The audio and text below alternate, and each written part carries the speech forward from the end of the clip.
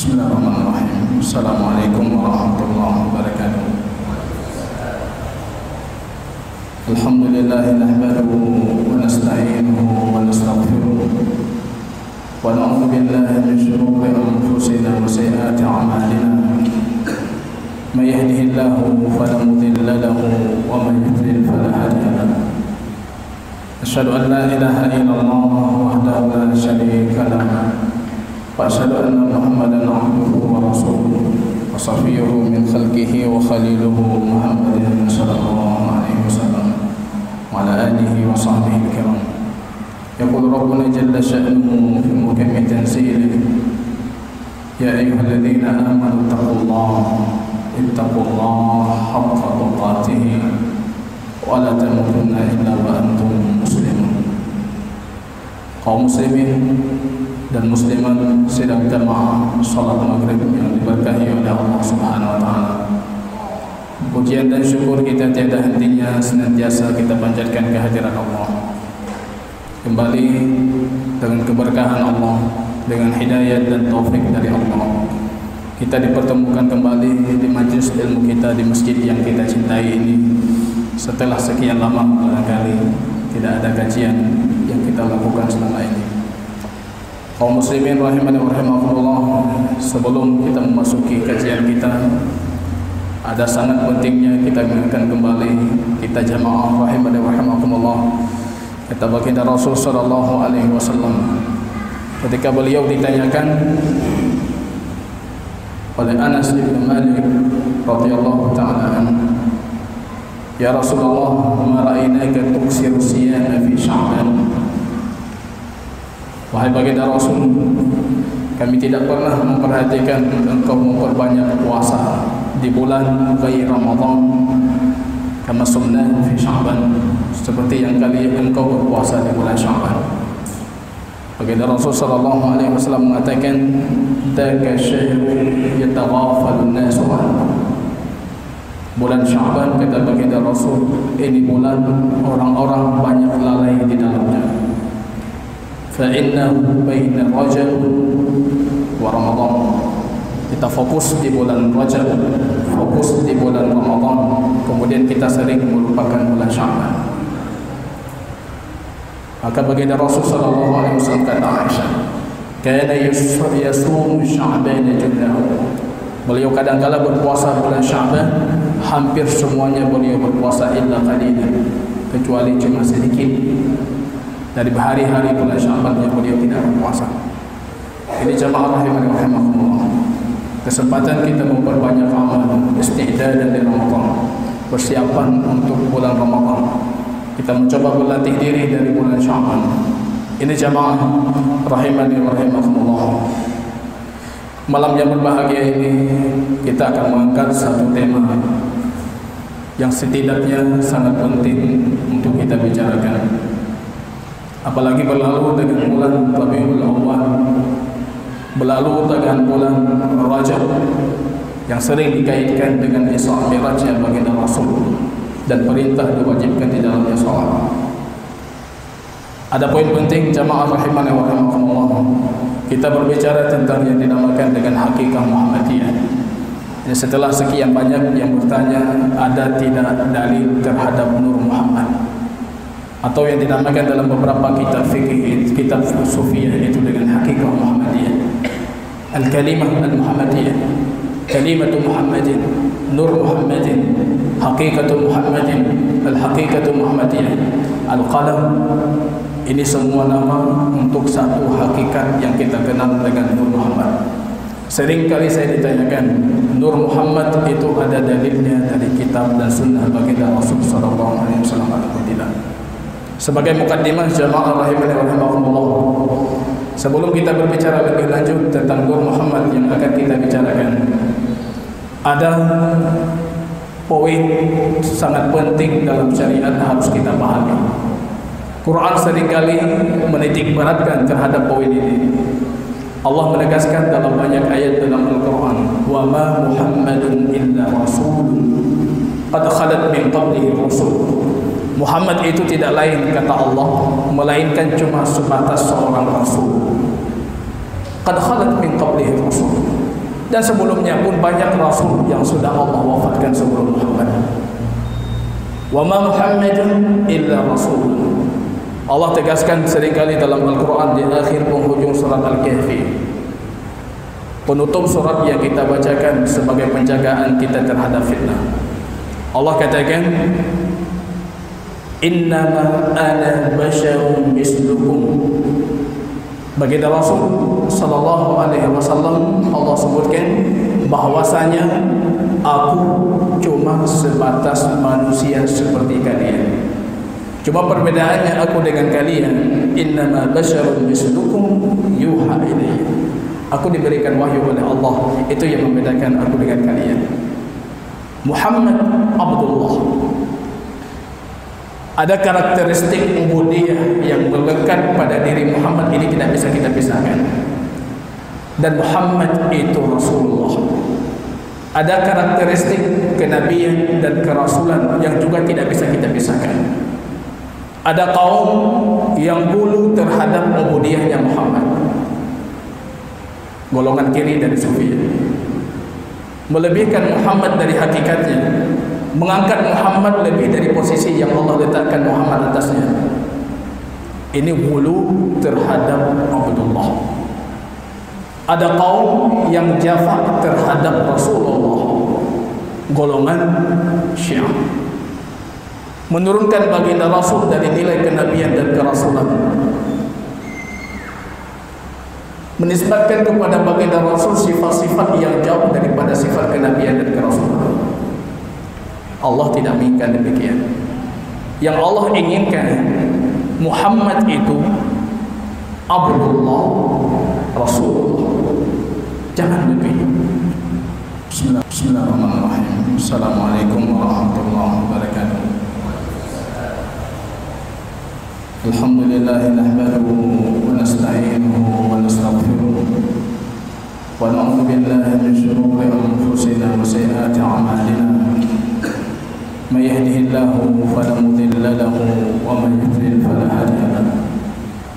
Asyhadu an la ilaha illallah wahdahu la syarika lahu wa asyhadu anna Muhammadan 'abduhu wa rasuluh wa safiyyuhu min khalqihi wa khaliluhu Muhammadin sallallahu alaihi wasallam وعلى آله وصحبه الكرام. يقول ربنا جل شأنه في محكم تنزيله يا أيها الذين آمنوا اتقوا الله حق تقاته ولا تموتن إلا وأنتم مسلمون. Kaum muslimin dan muslimat sedang jamaah salat maghrib yang diberkahi oleh Allah Subhanahu wa taala. Pujian dan syukur kita tiada hentinya senantiasa kita panjatkan kehadiran Allah. Kembali dengan keberkahan Allah, dengan hidayah dan taufik dari Allah, kita dipertemukan kembali di majlis ilmu kita di masjid yang kita cintai ini. Setelah sekian lama barangkali tidak ada kajian yang kita lakukan selama ini. Kaum muslimin rahimani wa rahimakumullah, sebelum kita memasuki kajian kita, ada sangat pentingnya kita ingatkan kembali kita jamaah rahimani wa rahimakumullah, kata baginda Rasul sallallahu alaihi wasallam ketika beliau ditanyakan oleh Anas bin Malik radhiyallahu taala anhu, ya Rasulullah, ma ra'ainaka tuksiru siyama fi Sya'ban. Wahai baginda Rasul, kami tidak pernah memperhatikan engkau memperbanyak puasa di bulan ghair Ramadan kama sumna fi Sya'ban, seperti yang kali engkau berpuasa di bulan Sya'ban. Baginda Rasul sallallahu alaihi wasallam mengatakan, "Dzaka syahrun yataghafalun nasu an." Bulan Sya'ban, kata baginda Rasul, ini bulan orang-orang banyak lalai di dalamnya. Fa innahu baina Rajab wa Ramadan. Kita fokus di bulan Rajab, fokus di bulan Ramadan, kemudian kita sering melupakan bulan Sya'ban. Maka baginda Rasul sallallahu alaihi wasallam kata Aisyah, kana yasumu Sya'ban jullahu. Beliau kadang-kala berpuasa bulan Sya'ban, hampir semuanya beliau berpuasa illa qalilan, kecuali cuma sedikit dari hari-hari bulan Sya'ban yang beliau tidak berpuasa.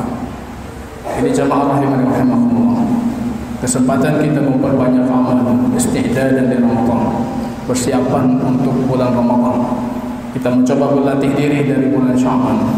Ini jamaah rahimani rahimakumullah, malam yang berbahagia ini kita akan mengangkat satu tema yang setidaknya sangat penting untuk kita bicarakan. Apalagi berlalu dengan bulan Rabiul Awwal, berlalu dengan bulan Rajab yang sering dikaitkan dengan Isra Mi'rajnya baginda Rasul dan perintah diwajibkan di dalamnya salat. Ada poin penting jamaah rahimani wa rahimakumullah. Kita berbicara tentang yang dinamakan dengan hakikat Muhammadiyah. Ini setelah sekian banyak yang bertanya, ada tidak dalil terhadap Nur Muhammad, atau yang dinamakan dalam beberapa kitab fikih, kitab sufiyah, itu dengan hakikat Muhammadiyah. Al-kalimah al-Muhammadiyah, kalimatu Muhammadin, Nur Muhammadin, hakikatu Muhammadin, al-hakikatu Muhammadiyah, al-qalam. Ini semua nama untuk satu hakikat yang kita kenal dengan Nur Muhammad. Sering kali saya ditanyakan, Nur Muhammad itu ada dalilnya dari kitab dan sunnah baginda Rasul sallallahu alaihi wasallam atau tidak? Sebagai mukaddimah jamaah rahimani rahimakumullah, sebelum kita berbicara lebih lanjut tentang Nur Muhammad yang akan kita bicarakan, ada poin sangat penting dalam syariat harus kita pahami. Quran seringkali menitik beratkan terhadap poin ini. Allah menegaskan dalam banyak ayat dalam Al-Quran, wa ma Muhammadun illa rasulun qad khalat min qablihi rusul. Muhammad itu tidak lain, kata Allah, melainkan cuma sebatas seorang rasul. Qad khalat min qablihi rusul. Dan sebelumnya pun banyak rasul yang sudah Allah wafatkan sebelum Muhammad. Wa ma Muhammadun illa rasul. Allah tegaskan seringkali dalam Al-Quran di akhir penghujung surat Al-Kahfi, penutup surat yang kita bacakan sebagai penjagaan kita terhadap fitnah. Allah katakan, innama ana basyarun mislukum. Baginda Rasul sallallahu alaihi wasallam, Allah sebutkan bahwasanya aku cuma sebatas manusia seperti kalian. Cuma perbedaannya aku dengan kalian, innama basyarun mislukum yuha ilayya. Aku diberikan wahyu oleh Allah, itu yang membedakan aku dengan kalian. Muhammad Abdullah. Ada karakteristik ubudiyah yang melekat pada diri Muhammad, ini tidak bisa kita pisahkan. Dan Muhammad itu Rasulullah. Ada karakteristik kenabian dan kerasulan yang juga tidak bisa kita pisahkan. Ada kaum yang bulu terhadap ubudiyahnya Muhammad, golongan kiri dari Sufiyah, melebihkan Muhammad dari hakikatnya, mengangkat Muhammad lebih dari posisi yang Allah letakkan Muhammad atasnya. Ini bulu terhadap Abdullah. Ada kaum yang jafa terhadap Rasulullah, golongan Syiah, menurunkan baginda Rasul dari nilai kenabian dan kerasulan, menisbatkan kepada baginda Rasul sifat-sifat yang jauh daripada sifat kenabian dan kerasulan. Allah tidak menginginkan demikian. Yang Allah inginkan, Muhammad itu Abdullah Rasulullah. Jangan lebih, jangan berlebihan. Jangan kalian berdusta atas nama baginda Rasul. Abdullah ibn Syikhir dalam hadis Imam Bukhari, beliau mengatakan, jitu ila Nabi fi wafdin Bani Amir. Aku datang kepada baginda Rasul sallallahu alaihi wasallam dengan kelompok Bani Amir yang ingin mengunjungi baginda Rasul. Faqalu, kemudian mereka mengatakan, anta sayyiduna. Wahai Muhammad, wahai Rasulullah, engkau itu sayyid kami, engkau itu tuan kami, penghulu kami. Rasul mengatakan, bukan. As-sayyid Allah. Sayyid itu Allah, yang punya siyadah mutlak, yang punya kewenangan mutlak dan kebijakan mutlak itu Allah. as-sayyid Allah. Kemudian mereka mencoba mengganti ibarat yang mengatakan wa anta afdaluna wa ibnu afdalina. Engkau yang terbaik dari kami dan engkau anak orang yang terbaik dari kami. Rasul mengatakan qulu bi qaulikum wa ba'd qaulikum. Katakan dengan ucapan kalian atau dengan sebagian ucapan kalian. Itu kalau kita terjemahkan bahasa Aceh, pegah dia punya galah. Keun dia punya je, pegah dia punya galah. Wala yajriyannakum syaitan. Hati-hati supaya syaitan itu jangan memperdayakan kalian. Anas mengatakan Ja'a unasun ila Nabi sallallahu alaihi wasallam. Datang orang kepada baginda Rasul. Kemudian orang itu mulai mengatakan, "Anta khairuna wa ibnu khairina." Engkau Rasulullah itu orang yang terbaik dari kami, anak orang terbaik dari kami. Rasul kembali mengatakan, "Qulu bi qaulikum wa ba'd qaulikum." Pegah punya galah. Wala yastahwiyannakum syaitan. Jangan syaitan memperdaya kalian. Ini firasat baginda Rasul, wahyu Allah, isyarat dari baginda Rasul akan ada orang yang terperdaya terhadap kedudukan baginda Rasul. Wala yastahwiyannakum syaitan innama ana abdullah wa rasuluh. Aku itu Abdullah dan Rasulullah. Abdullah Rasulullah. La tatra'uni, jangan kalian berlebihan terhadap kata baginda Rasul, jangan berlebihan. Kama tara'atil Nasara Isa bin Maryam, sebagaimana orang Nasrani berlebihan terhadap Isa bin Maryam. Kalian jangan berlebihan. Jangan berlebihan kata baginda Rasul. Baginda Rasul marah kalau kita berlebihan. Rabi ini seorang wanita di zaman baginda Rasul, sahabiyah. Anaknya Muawwid al-Afra. Ketika hari perkahwinannya, ini Imam Bukhari dalam kitab Sahih Bukhari memberikan judul babnya, bab darbin duf fil walimah wal mursum. Boleh memukul rebana ketika ada walimah ataupun ada perkahwinan. Baginda Rasul sallallahu alaihi wasallam disebutkan oleh Rabi ini sahabiyah tadi, datang ke tempat kami, wajariyatun lana tumaddi. Rupanya budak-budak dayang-dayang kami itu bernyanyi dengan memukul rebana. Sudah hari perkawinan. Sebagian para ulama mengkhususkan harus di pesta-pesta perkawinan dan harus cuma duh. Mereka mulai memukul rebana. Mereka melantunkan syair-syair. Baginda Rasul mendengar syair-syair mereka, tiba-tiba si wanita tersebut mengatakan, wa fina nabiyyun ya'lamu ma fi ghadin. Di depan kami ada nabi yang tahu apa yang terjadi besok hari. Kalau kamu nak nabi yang dumpu. Baginda Rasul mengatakan, dai, tinggalkan itu, baiknya tinggalkan itu. Wa qul billadhi kunti taqulin. Ucapkan yang tadi engkau ucapkan, jangan yang ini.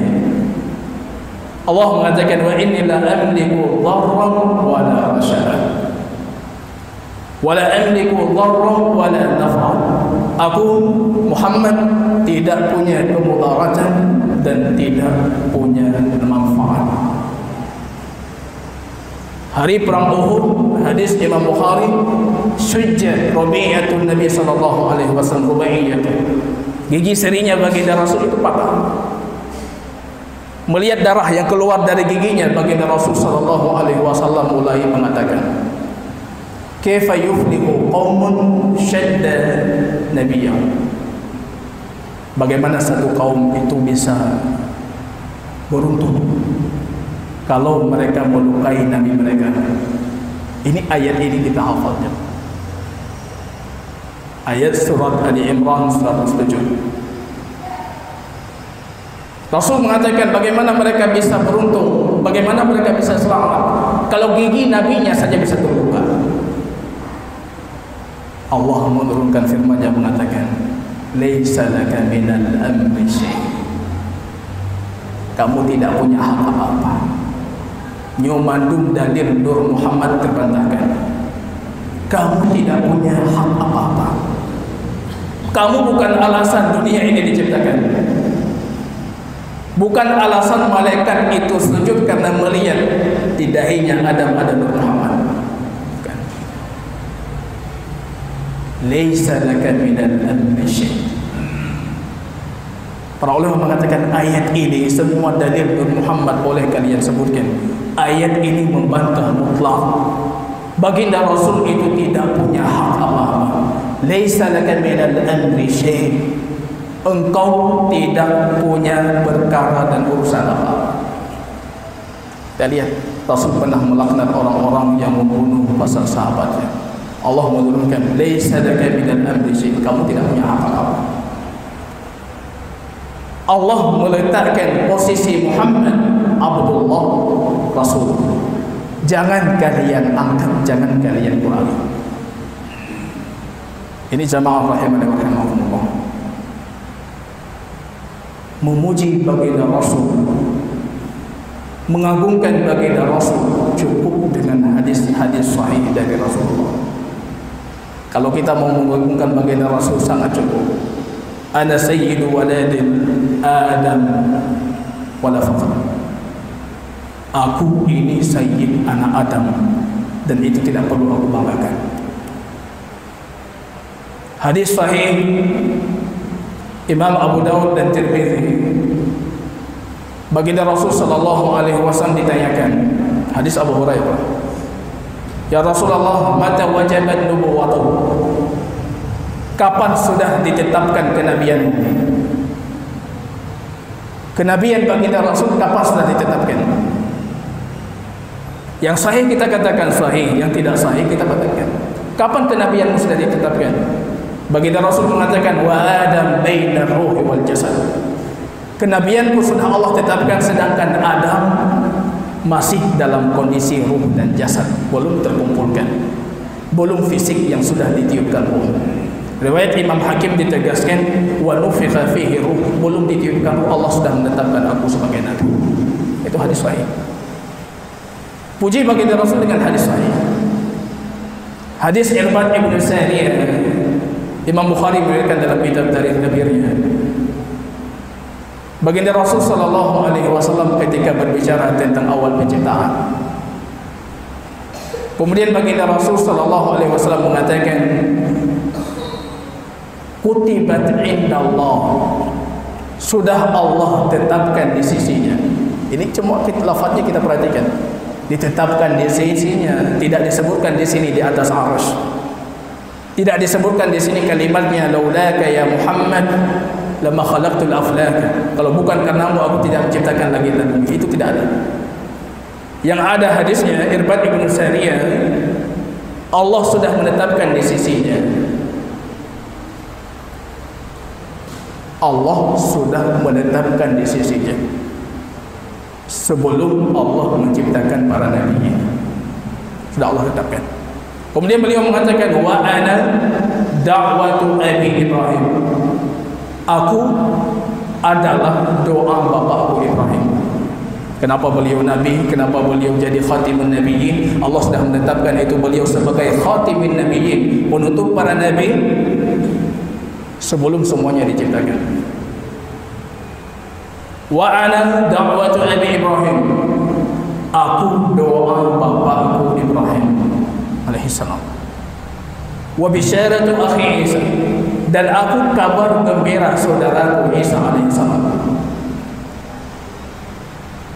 Wa ru'yatu ummi lamma wada'atni ra'at nuran adha'at lahu minha qusur syams.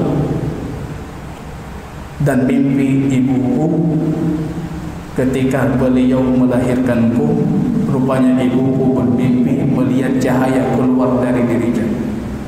Ini nur, ini cahaya Muhammad keluar dari dirinya. Rupanya cahaya ini menerangi semua istana-istana yang ada di negeri Syam.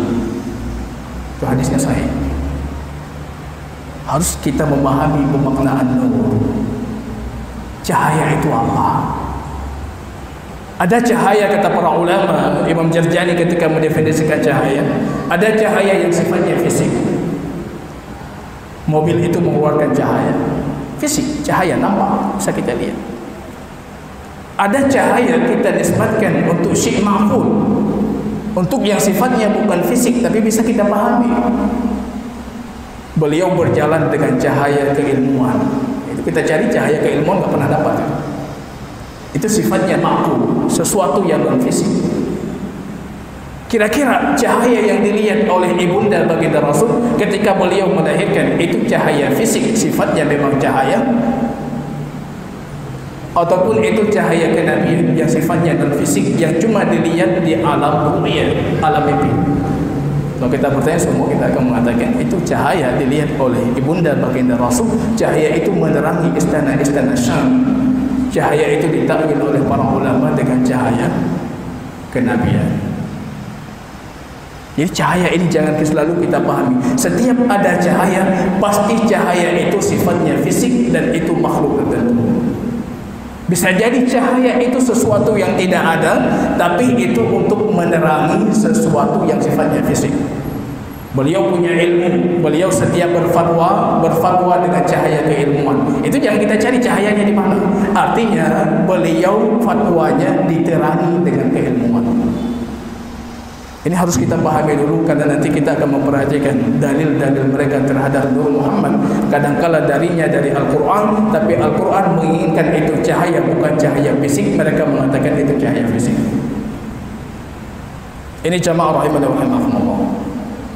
Saya sedikit mencoba memutalaah kembali tentang Nur Muhammad. Saya membuat perbandingan waktu para sufiyah mutaqaddimin kemudian para sufiyah mutaakhirin.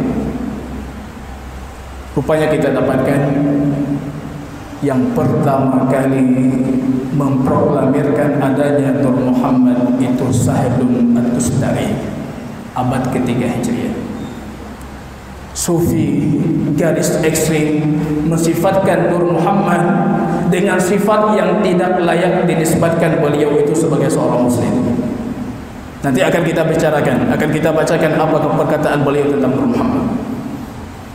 Diikuti oleh murid seniornya yang kita kenal dengan Hallaj, Husain ibn Mansur al-Hallaj, abad ketiga Hijriah. Pemahaman ini terus berkembang sebagai akidah, tapi mereka tidak punya dalil. Ini perbedaan ahlu sunnah dengan selainnya. Ahlu sunnah cari dalil, ambil akidah dari dalil. Kalau mereka tidak pahami akidah tertentu, kemudian ketika mereka ditanyakan, coba cari di mana ada dalil yang menguatkan. Maka mereka mencoba berusaha mencari di mana dalil bisa menguatkan Nur Muhammad. Dalil jauh, nampak terang, semuanya diambil. Yang penting di situ ada isyarat Nur Muhammad, Nur Muhammad. Kalau kita beda. Maka saya ditanyakan, Anda meyakini Nur Muhammad? Saya tanyakan, ada hadis dari baginda Rasul yang menyatakan kalau Muhammad itu punya nur dan itu yang pertama kali Allah ciptakan sebelum langit dan bumi dan segalanya. Karena bagi saya akidah itu ayat Allah, hadis baginda Rasul, apa kandungannya yang bisa saya pahami sebagai akidah saya yakini. Bukan saya meyakini tertentu kemudian saya berusaha untuk mencari di mana ada ayat, di mana ada hadis yang menguatkan apa yang saya yakini.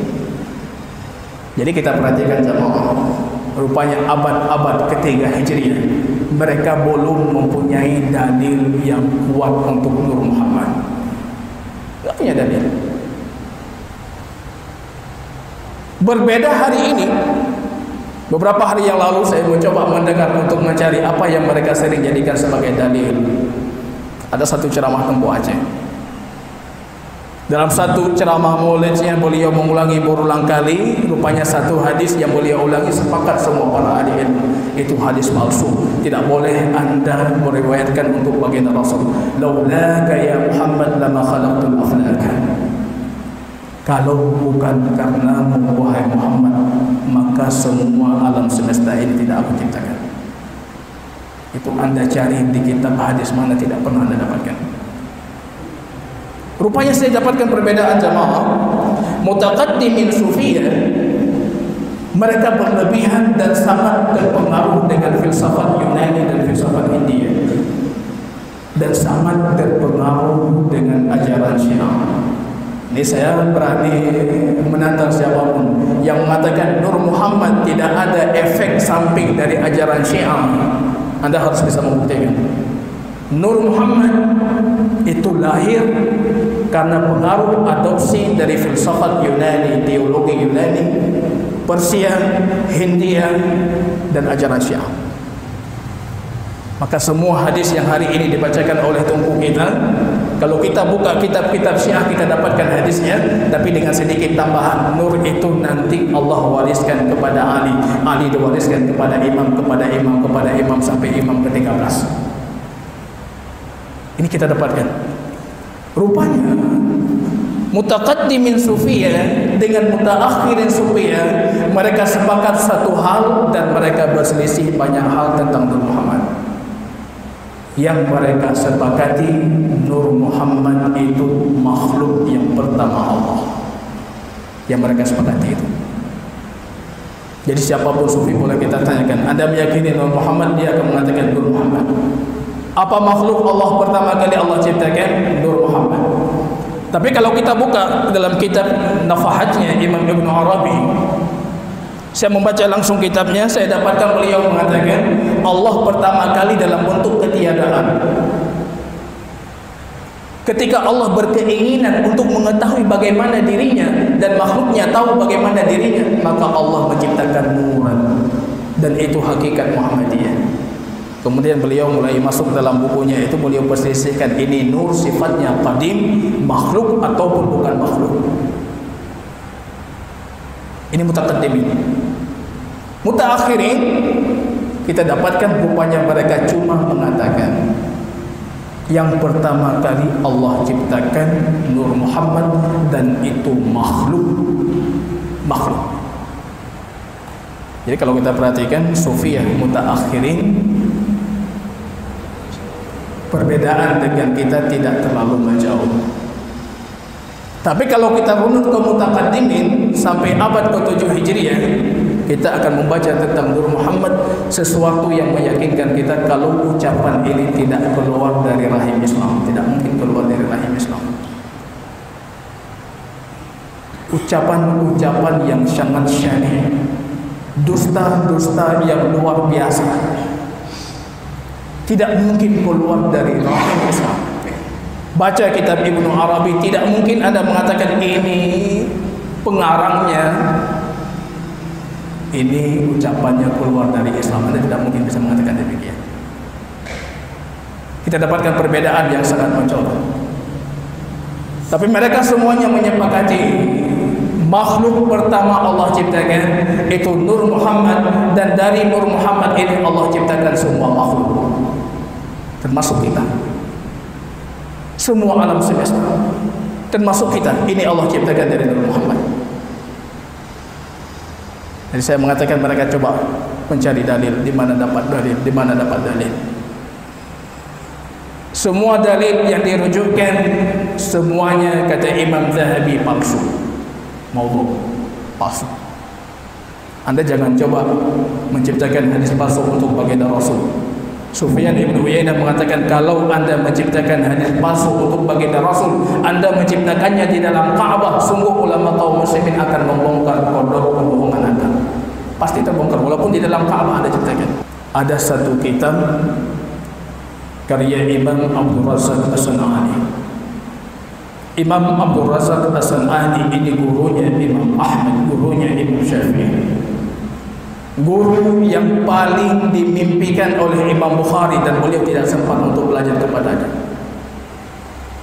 Saya dulu di Yaman tinggal di Qa'as-Sawat, jadi Qa'as-Sawat, yang jarak antara saya dengan kuburan Imam Abdul Razak itu tidak jauh, sekitar 15 menit Anda berjalan, Anda sudah mendapatkan kuburnya.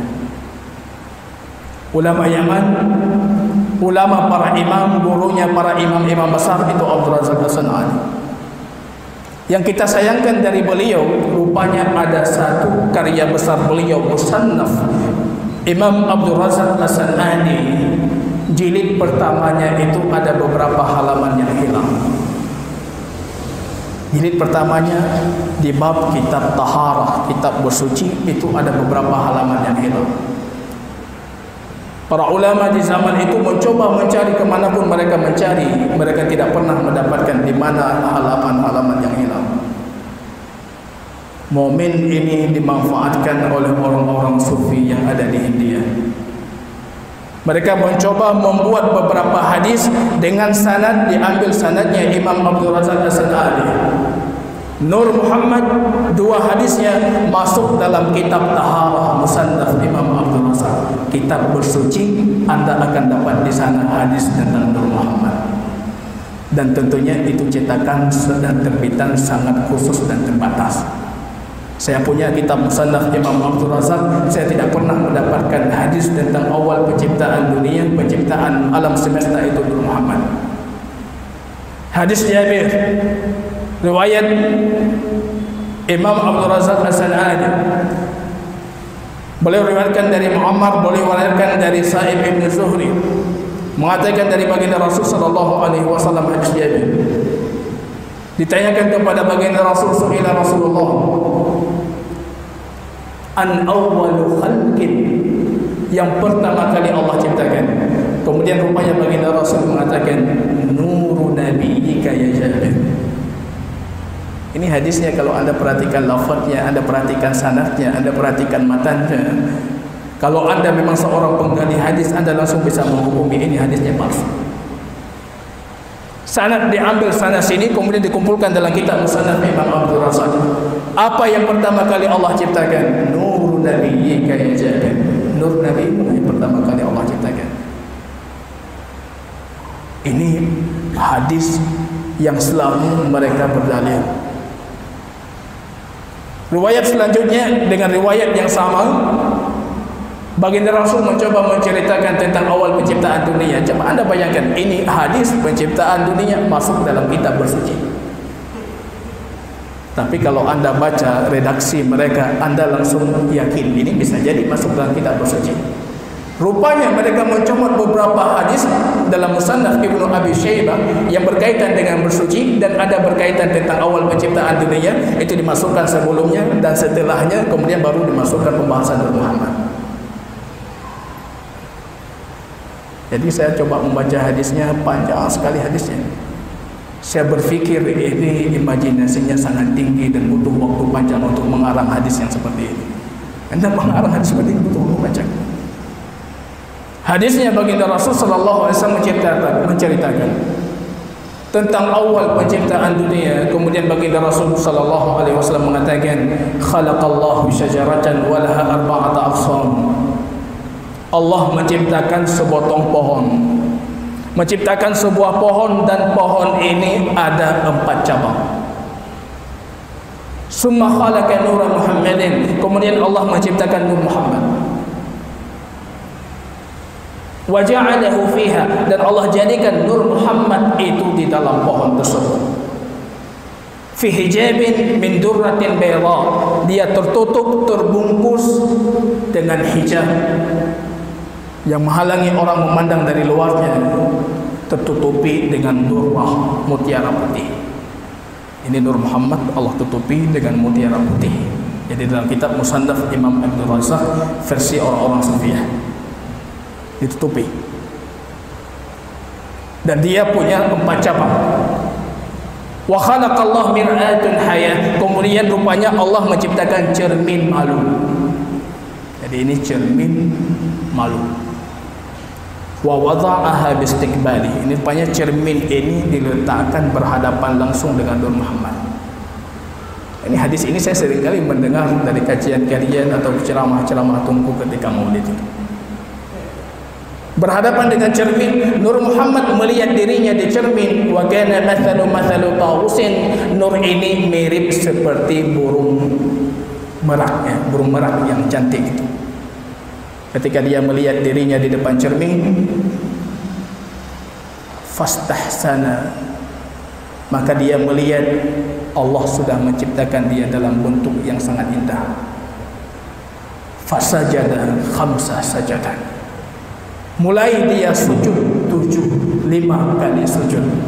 Dalam hadis disebutkan wa kana fardhan muakkata, ini asal muasal salat kita 5 waktu. Kalau Anda bertanya di mana asal muasal salat 5 waktu, itu berasal dari semenjak sebelum Islam itu sudah Allah tetapkan. Karena sujudnya Nur Muhammad 5 kali, maka Allah tetapkan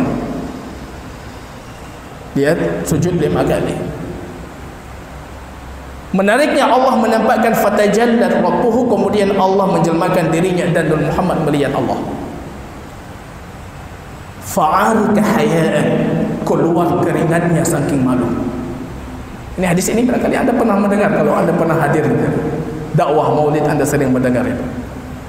Melihat Allah, dia sangat malu, saking malunya dia keluar keringatnya. Min irki ra'sihi, dari keringat kepalanya itu diciptakan para malaikat. Nanti kita lihat kita diciptakan dari apa. Wa min irki wajhihi, dari keringat wajahnya Allah ciptakan qalam, Allah ciptakan pena, Allah ciptakan arsy, Allah ciptakan samawat, semua kawakib, benda-benda langit, bintang-bintangnya Allah ciptakan itu dari keringat wajahnya. Dari keringat dadanya Allah ciptakan para nabi, Allah ciptakan para wali, Allah ciptakan orang-orang saleh. Dari keringat telinganya Allah ciptakan orang-orang kafir, anak-anak orang Yahudi, anak-anak orang Majusi. Ini hadis ini diproklamirkan di mana-mana. Hadisnya panjang sekali. Di pertengahannya rupanya perawinya mengatakan, kemudian Allah jadikan nur ini di tengah dan semua ruh-ruh itu mengelilingi Nur Muhammad. Jadi Anda bisa membayangkan sendiri Nur Muhammad itu seberapa besar. Satu nur di tengah dikelilingi, kemudian masing-masing orang akan melihat bagian tertentu dari Nur Muhammad.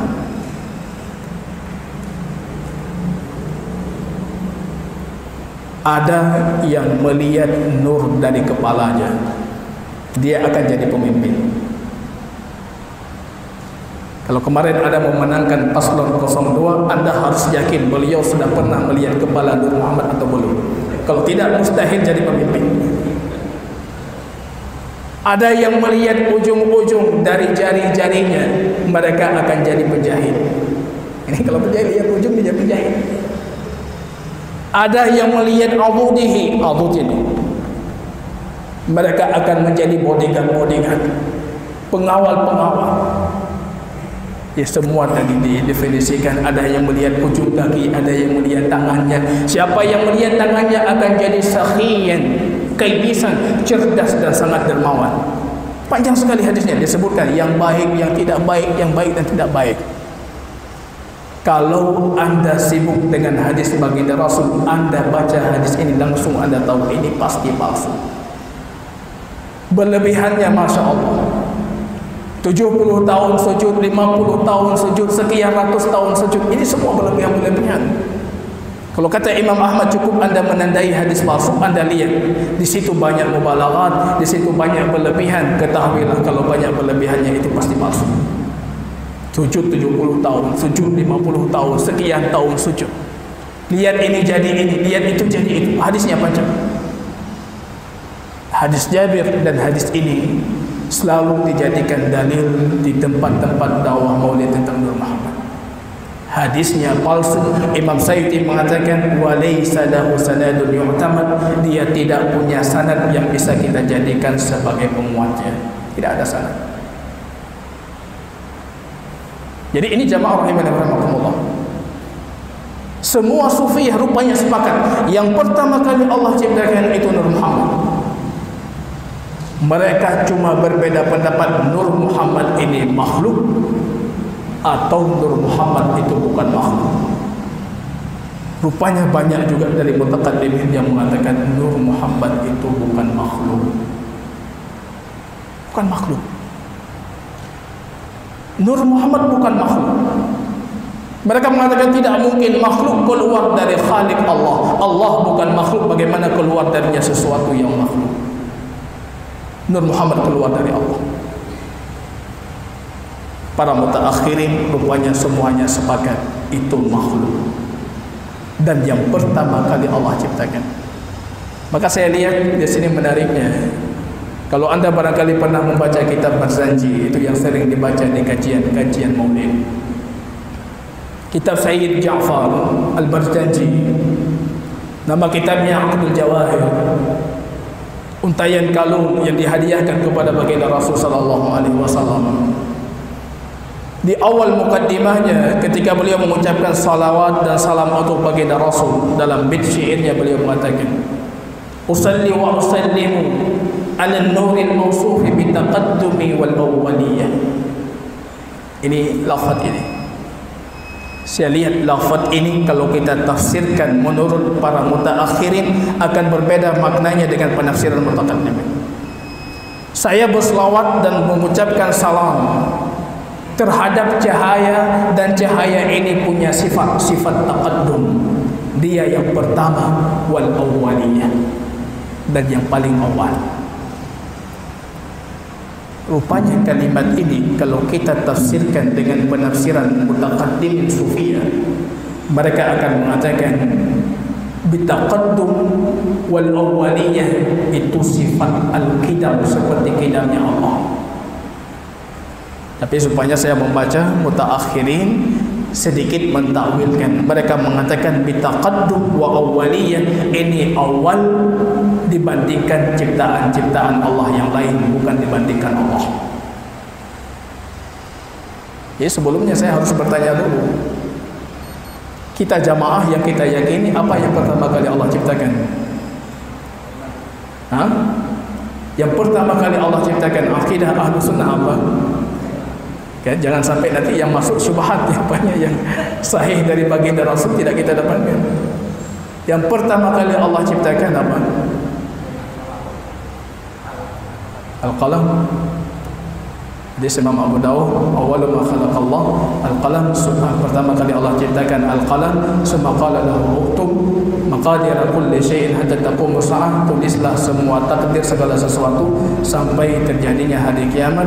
Para ulama menafsirkan awal ma khalaqallah, yang pertama kali diciptakan, itu bukan artinya yang pertama kali diciptakan, tapi artinya ketika pertama kali diciptakan qalam, Allah mengatakan tulislah.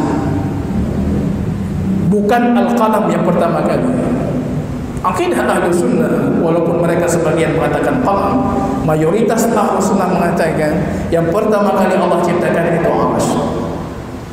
Hadis Imam Bukhari, datang kaum dari Yaman, datang kepada baginda Rasul mengatakan, ji'naka linatafaqaha fid din, kami mendatangimu untuk memperdalami agama kami. Wa nas'aluka an awwal hadzal amr, apa yang pertama kali Allah ciptakan?